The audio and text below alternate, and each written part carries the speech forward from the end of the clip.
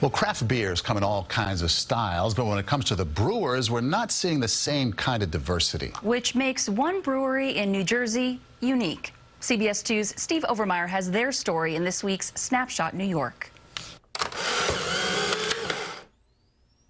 Mint cookie beer, bacon maple beer, even Lucky Charms flavored beer, all in the world of craft beers.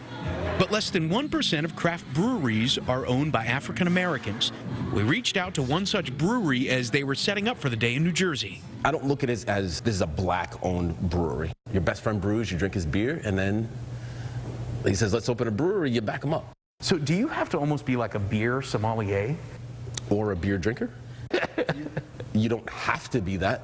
It helps. Herb Barr is the co-owner of Hackensack Brewing Company. We called ourselves Hackensack because we're from Hackensack. So you hold that town's name with a real sense of honor. With pride.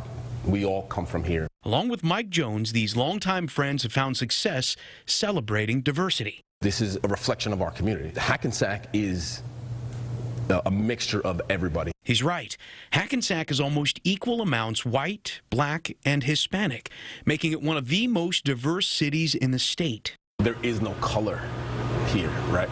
The only color is in the beer, right? You're getting a light beer or a dark beer, that's it. Historically, New Jersey is synonymous with beer. In fact, it's believed America's oldest brewery was started in New Jersey in the early 1600s. It's a stark contrast to the state-of-the-art brewery that sits in a graffiti-filled backdrop, which is painted by local artists.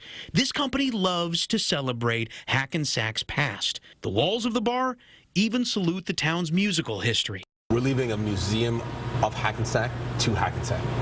And while it's happening. While it's happening, Yeah. right? Like a real-time museum.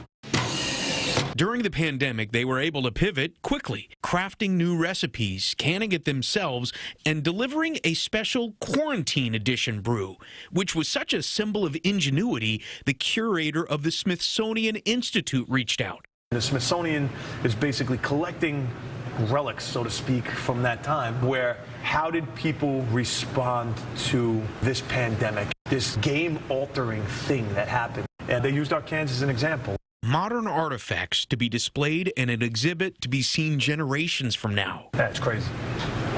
Yeah. It's crazy. So, I'll let that sink in. Yeah. Maybe it's more than just a drink. Maybe what gives it value is the relationships formed around the beer, because it's a beverage that unites.